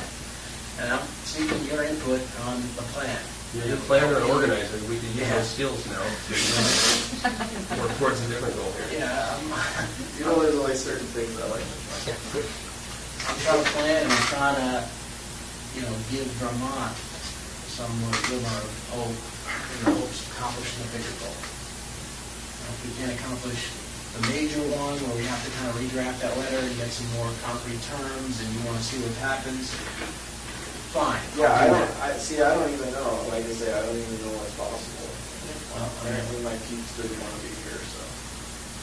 I mean, they can be here if you want. I mean, that's the, Remember what that says, is that if you want them here, that they will be here immediately, I think is what it says. Mr. Kurtner is supposed to come out according to, the court order. I thought you were always just reading that, so you could boot me out if you didn't show up. You had what? No, I mean, that's your right, that's an option that the Yeah. judge has said, is if we're here and Yeah. you request him, we give him a call, and he's got, according to the judge's order, he has to come immediately. I don't even care if it's your physical. It's just, it'd be nice if one of these times have meeting. Well, I mean, I think he has it highlighted as exactly what it says. Yeah, and I was looking at just to be sure, and it's anytime Mr. Keys on council, Well, I know I'm anytime entitled. council becomes immediately available. That's what it says. I understand that. Council becomes available immediately. So, that's up to you. If you want to discuss other crimes with council present, if your other councils, my councils, Mr. Kurtner, we can arrange that with him.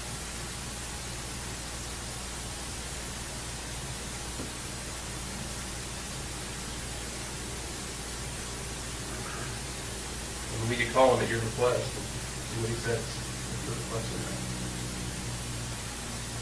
Well, already requested it. I don't, like I say, this meeting was supposed to, so it should be. But you didn't request it through us, just to be clear, right? Not for you. But I'm if you're- saying there's. If you're requesting that from us now, we're gonna stop now, and we're gonna step out of the room and make a phone And call. we'll call him.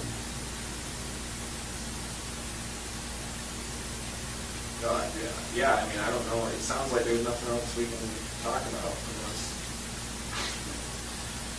No, I mean, I wanna kind of obey the court order, the letter, if that's something you're. I don't know what interested else, in. I don't know what else you have to offer me. And,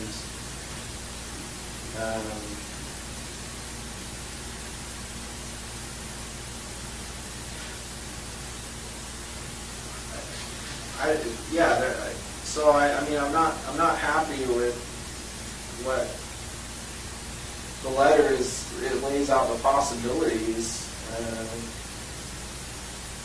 but I don't know if those are the only possibilities. I don't know. It's just. Well, let's take a break. This whole thing Yeah. is, like I say, it's premature. Well, let's take a break for a second. Step out. I want to make sure we're respecting your rights to. No, I'm fine to talk. I'm fine to talk speak for myself. I'm just saying there's other things that need to be discussed in these meetings that we can't talk about unless, at least as it stands now, unless my attorney is here. So. But this says right here, if you request us to get a hold of him, we'll do that. Right.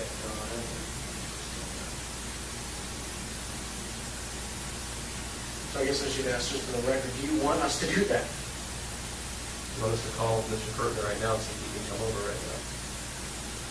Yeah.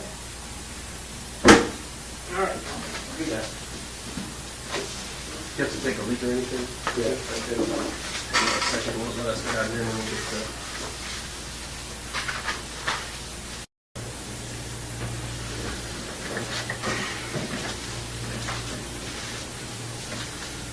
So where do we leave off?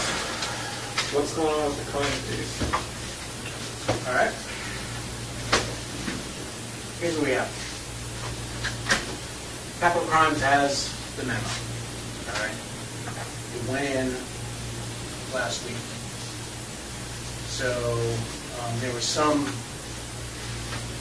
think the U.S. Attorney was a little bit hesitant because there was some concerns that you didn't want to sign the agreement. What agreement? The agreement she wrote to. The one negating the first. Yeah. Yeah. Right, but when we spoke in the last meeting we had when we were all there, and it was on recording, Yeah. and I said I didn't want, that wasn't supposed to be on the table in the first place. Okay. And I asked Phyllis in that, at the end of that meeting if there was anything else he needed, and he said no. Yeah, and then what happened there is we went back to the U.S. Attorney, and her impression was she said, look, the original one was in writing, so I'd like it to be in writing as well. So she wrote another letter, and obviously, you've seen this. And so it basically said, hey, just like the comfort of it. And then there was a court order as well that basically, prohibited us from doing anything with capital crimes until Judge Roberts reconsidered that.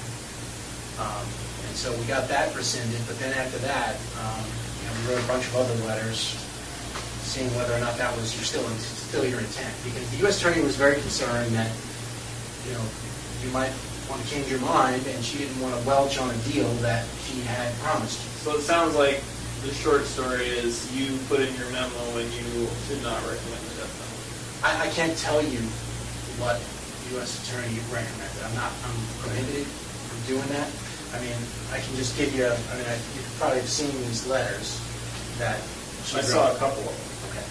So she wrote a couple letters, and then I wrote a letter to confirm, and the last letter basically said, in the first paragraph, I don't know if Mr. Erdogan wants to show this here. He's already seen all the letters. So the last letter was, Mr. Koenig did not say that Mr. Keyes has changed his mind. Mr. Keyes still wants U.S. Attorney Leffler to make her recommendation unbound from any promises contained in a March 30 letter. I have conveyed this information to U.S. Attorney Leffler.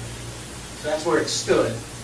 So that was the last piece of the puzzle there, and then she decided, okay, I'm going to send my recommendation after that. She sent her recommendation in. So they have it. This week they wrote back saying, giving opportunities for a conference. I think Karen mentioned this to you, Rich. You told me you were going to give me Yeah. potential dates. We have 4 dates for conference, and that's an opportunity for your lawyers to meet with capital crimes and present information about mitigation, about not seeking the death penalty. And those are August 6th, August 13th, September 4th, and September 17th. Those are the 4 possible dates that we have. And the procedure is, I understand it, is they invite your attorneys back there, and they get to argue that the death penalty shouldn't be imposed. That's what you want. I'm not privy to your discussion, so I don't know what the discussions Hypothetically, are. what happens if I don't have any attorneys? Do I get to be at the meeting? Well, I think obviously whatever, that's between you and your attorneys, but your position, I think, is made known through your attorneys. That's my understanding of the process at this point. So your position has to be made known to the Capital Crimes Review Committee through your attorneys. And I don't know whether, what your discussions were, but I don't know, Rich, if you plan to try to present mitigation. It sounds like you still don't want mitigation in that case. In other words, you seem like you still are on course to the Well, I death would just tell you, these are complex issues. We're still exploring all this. I don't know if, we talk about this with Israel all the time. I don't know if he completely understands all the procedures involved and the gravity of this type of decision. So, we're in ongoing discussions, private discussions with Israel about all this. Sure. He's Well, trying to- but like we were saying before, there's a lot of aspects of the Koenig case that, if it were to go to sentencing and death penalty hearing, that I wouldn't want to be public. Same as with the Courier, like we were saying earlier. What, That I have no, it doesn't matter what I sign or what deal we work out. It sounds like there's no way you can give me any assurance as to whether or not those issues are going to come up in a hearing. that can be something, as I told him before when we got here, we can discuss in the context of the global settlement. He's concerned about the details coming up in open court. All right? Now, to the extent that, we want to limit that, maybe we can do that in a global agreement in exchange for, information about these other homicides. And that's what I was suggesting to him. I'm sure you've seen the letter I sent to him saying, we can maybe go with this process and get some assurances from him that he wouldn't be prosecuted by state authorities. And he just brought up this morning, well, I'm concerned that the details are going to get out no matter what. They've already been out. I mean, did you see the video from Vermont? I mean, the whole 6-minute video about everything. Of what? Couriers and... I mean, I didn't think that they came out, it was one news station reporting it. Yeah. In fact, And everybody that I know of has seen it. well, I mean, But it's basic information, it's not the details that Israel's concerned about, I don't think. And none of the information that he's concerned about getting out has gotten out. And he's talking about the details of the crimes, not the His crime. family saw it before I did, and that's the whole purpose. Well, that's a concern too, but I mean, that, as far as the Vermont, that's another concern I have somewhat, is if, hypothetically, if I give you details on other crimes in other states, what's ultimately going to happen? At what point does that information become public knowledge as well? Or does it? Does it have to? What's the procedure for that? Is there some way we can work it out to where if I give you this information, it stays sealed or at least limited release or something? I don't know. I don't even know what the options are. But it just seems like in Vermont, as soon as they had the information, they, of course everybody wants to know, and it's going to be the same everywhere else too, so. I think we can work with these other jurisdictions by getting those assurances. As I've said sort of before, Vermont was something we weren't really sure about the scope of things. And now that we are, Right. I think we can proceed better to kind of get assurances, at least in the local jurisdictions, that, A, they're not going to prosecute you, and B, any details you release, at least are not published. Right. Now, in Okay. terms of what comes out in court, that was your other concern, right? Right. Well, I mean, not that's- just what comes out in court, but I'm also concerned about the Koenig case in that, it's a high-profile case up here, and what's going to happen is, as soon as it gets to the point where I plead to that, then all the media is going to want, it's going to be the same thing. They're all going to be clamoring for details, like what happened and all of that. So what efforts are going to be made to control that, if any, and I'm suggesting to you that we can come up with a global agreement which effectively limits what we put out in public in exchange for information about the other homicides. So if we don't put that out in a court of law in public, the media wouldn't learn of it. So that's my suggestion as to sort of a global thing to wrap Koenig into the Couriers and everything else. I mean, obviously, Israel's expressed that he doesn't want to be dragged back to Vermont, which, we're trying to work with him on, and we're trying to work with Vermont on. It's become a little bit difficult because things have slowed down a little bit. We'd like to wrap that in and keep him here and keep him in one place, but we're going to need some sort of assurances for them that he's going to continue cooperating, and that's what Vermont is wanting. So, in order to kind of... I don't care about what comes out about Courier, I guess my point is, I can try and limit the information that comes out on all this other stuff, but if the details of the Koenig case come out, it doesn't matter how many other details we suppress on the other front.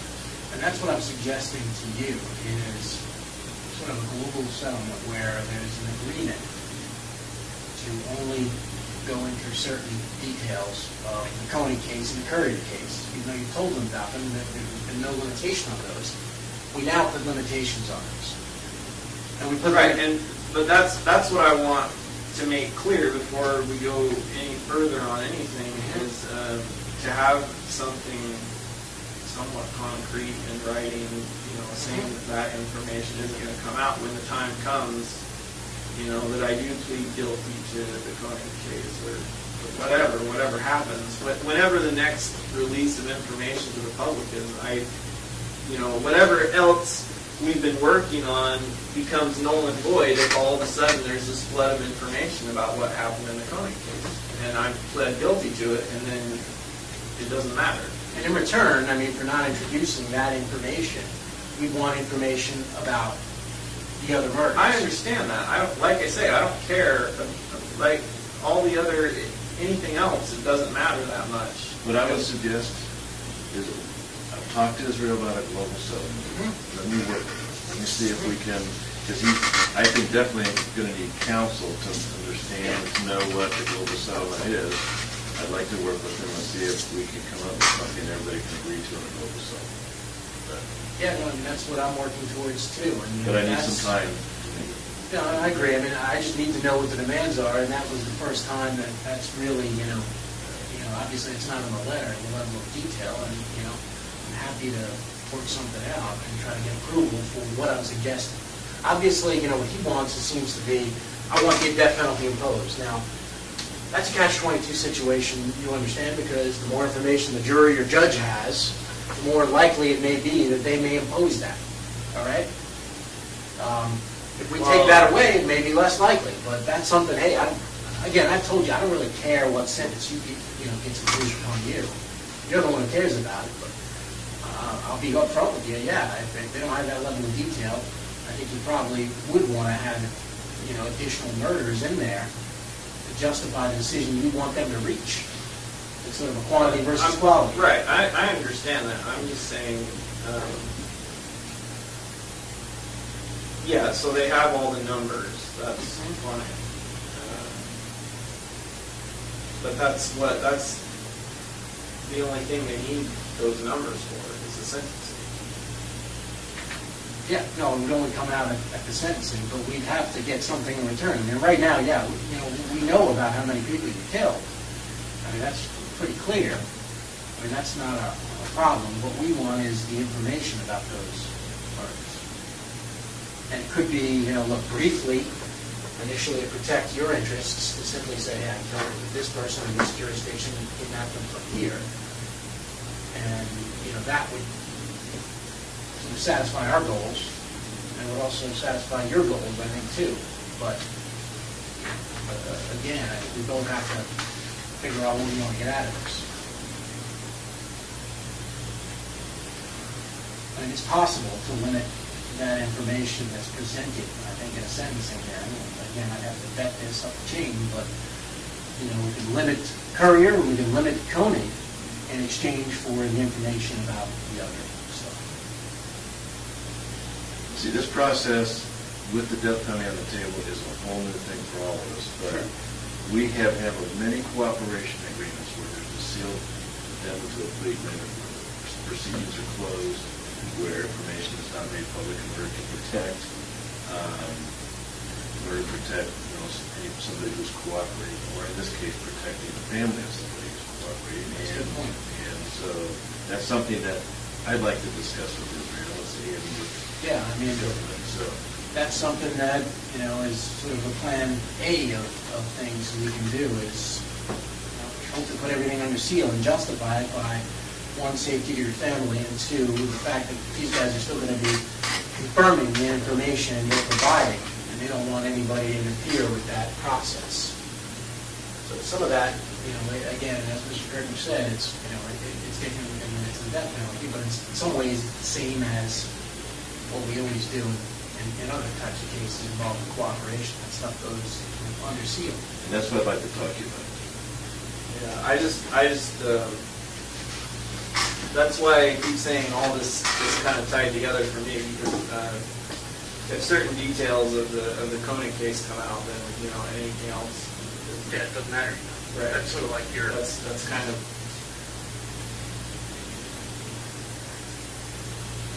worst case scenario, then everything else I did before that is automatically going to be assumed just as bad. It's a fair point.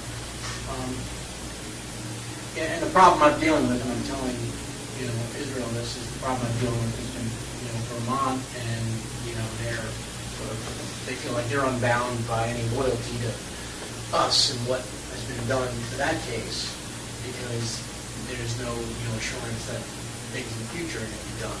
What I'm trying to do is kind of put their charging decisions off and try to give us some breathing room to figure out how to wrap all this stuff up rather than do it in two different jurisdictions, perhaps three. I still don't know how I can even make any kind of decision on this if I don't even know. First of all, you say you can't tell me what your recommendation was. I made it clear what I wanted it to be, and so you're expecting me to make a decision on everything. I'm saying you made it clear. I mean, you didn't sign the agreement, so that wasn't exactly clear. I made it verbally clear. Yeah. Is there a reason you didn't want to sign this? I didn't get it.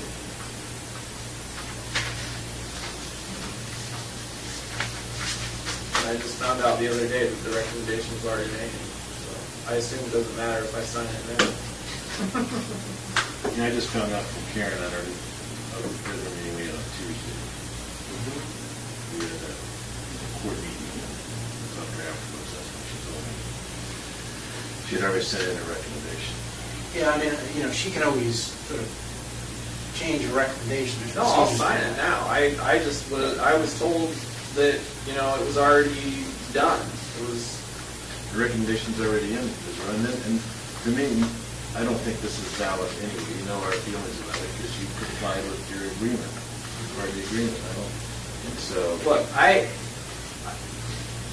the bottom line, we already all know how this ends. So it's all I care about is what happens between now and whenever it ends. And if things don't go the way I want, I don't need you guys. So let's just talk about it, okay? I mean, let's see if we can resolve it. I mean, look, this whole thing is just turning. no, I mean, I think that there is, look, the U.S. Attorney can always provide additional information to capital crimes, additional, information you'd like to provide, your attorneys would like to provide. She's made that clear in her letters. I think. And what's with this? Why do they have to go back and meet with? What do you call it? Yeah, essentially, that's going to be between you and your attorneys, but the process typically is, in the typical case, is the attorneys argue that, death penalty shouldn't be imposed. Right, let's just mix that whole meeting. That's between you and your attorney. Well, I'm telling you now, if they show up, then they're not authorized to be there. Yeah, you can discuss that with them. I mean, we're required by our policies to give them an opportunity, and you an opportunity to do that. So you talk to them about what you want them to do. That's between you guys. All right. So, but I mean, to the extent that this letter, I think the U.S. Attorney would appreciate it, ratification, if you did sign this letter. Yeah. And I just got to put on record, this is against my advice to Israel.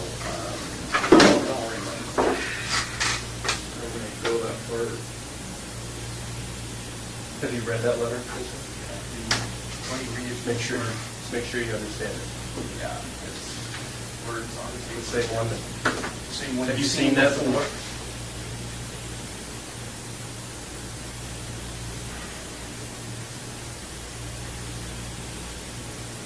Yeah. Okay. So the date of this, just to sort of put the date on, is 7/26. But I mean, I'll forward this to the U.S. Attorney as well. But I think these dates are pretty quick, and they're, you know. What's the first one, August 5th? August 6th. 6th? That's, I mean, whatever your attorneys need to tell us, I'll tell them, I'll write them back, you know, today and say, all right, here's the date that you can conference this. And what happens next? Then Like, then it goes to the Attorney General. if they don't show up. Then it goes to the Attorney General for a decision. All right. So are there any dates that, Rich, that?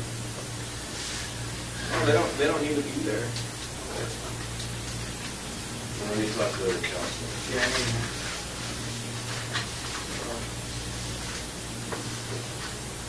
If I'm gonna be there, they don't get to be there. Or they're I'll like ask them counsel about, after all. yeah, I mean, I'll ask them about what the procedures are and whether, I mean, you know, I mean, you know, you have a right to kind of teleconference, and I just don't know what they do in these types of situations. Yeah. So that's where Koenig is. You know, I would like to explore this idea again of this global settlement sooner rather than later to be able to kind of control. Well, let me talk to them it. this afternoon.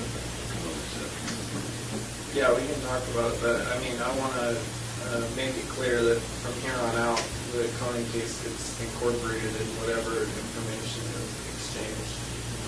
Koenig case gets with you, but Any information I give you is incorporated into that, to whatever happens in the Koenig case. So you'd like a global So that I settlement? so that I have control over what information is released in that, and, you know, we can do it on like a piecemeal basis. If if I feel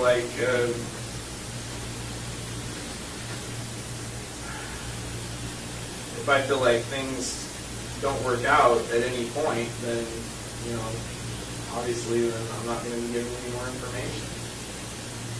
I just don't. Yeah, like starting this whole process with the courier. I don't even know why the courier thing has happened right now. But whatever they decide to do with it, I don't care about that. I'm more concerned about what happens with the Koenig case. That's the one that. and so we can work on terms of, you know, global settlement that includes Koenig, and, you know, in order to get Vermont on board, I'd have to kind of.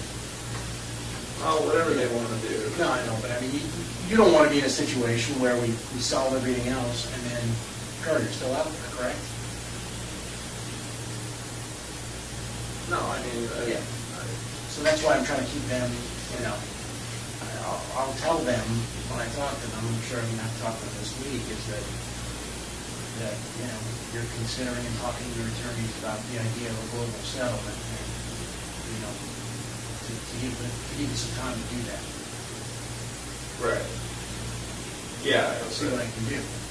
I don't understand, like I say, I'm sure they want to do a press release about me or whatever, but I don't understand why they're even concerned they're not charged with it. It's not like I'm going anywhere. No, I know, but it's, you know, it's a community thing for them, and I understand their position, and I'm, you know, been staving them off all this time by telling them, like, you know, he's cooperating on other crimes, and, you know, that's his intent. But again, me telling them that Israel's gonna tell us this information about, you know, that's all my way. And the other thing maybe you want to do, because I know you like, you know, timeframes and setting some ground rules and stuff, and you haven't been happy with the way things have been moving. Like now, do you want to set, when do you want to talk about this again? I know that Mr. Koenig says he wants to talk to you today. When do you foresee being able to do this to expedite things so that we're not 3 weeks from now talking about the same thing again? You know what I mean? Because you kind of, you're in control of that. Now that everybody's here, you can have, if you have some expectations, maybe you can set those out. Well, As far as just meeting again and discussing things. I think we need to get this, explore this local settlement thing. You know, we can, we'll work on that. We can get that together, then that's the,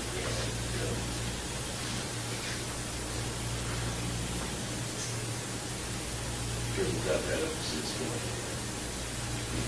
Yeah, no, I think that's, it would be certainly helpful, and obviously there's other things that we've been working on over the curve. You know, in terms of this global settlement, yeah, it's something we want to explore, how to deal with trying to get all the work on this.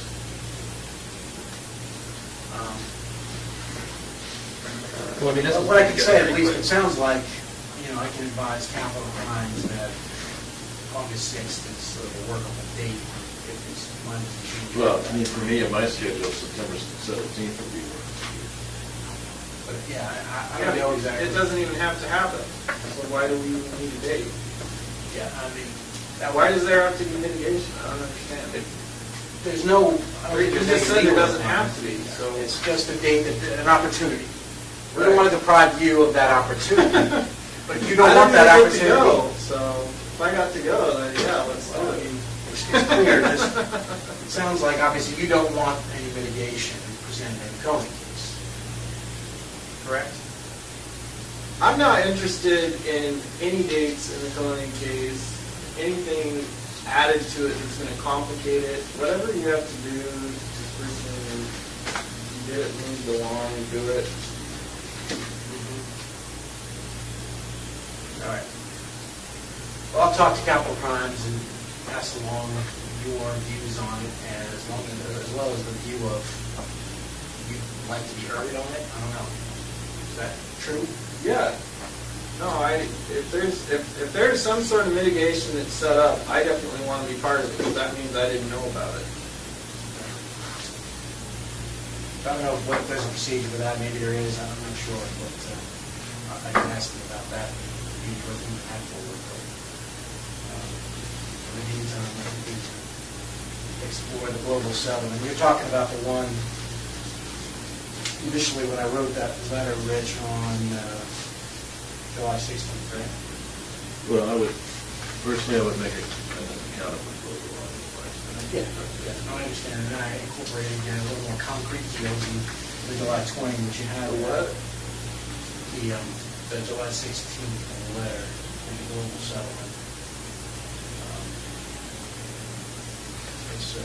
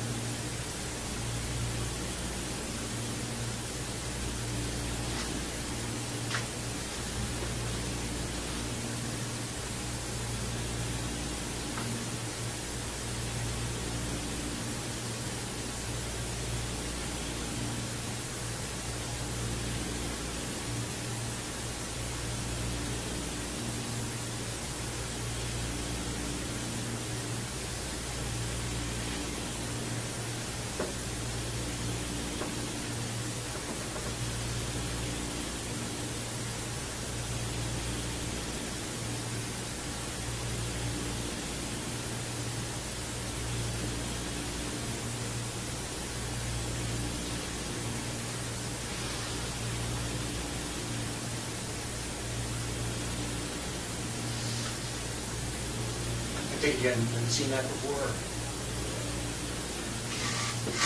I think that was written before the stuff in Vermont.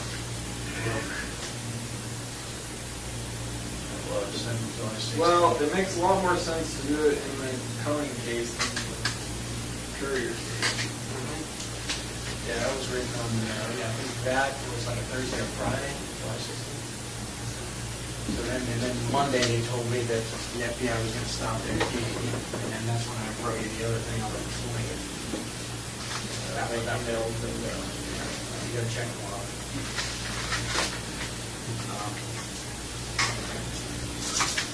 All right. Any other questions, this room while we're all here? Any time frame you'd like to see met here for our next meeting?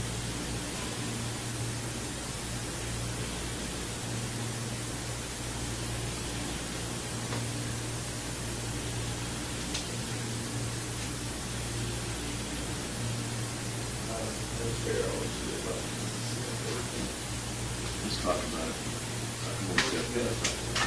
Not working. In terms of what, like in terms of what we're doing, or, I mean, I'm trying to figure out to make sure.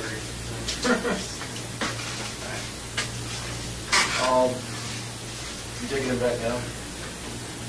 When he's ready? I grabbed that, so, okay.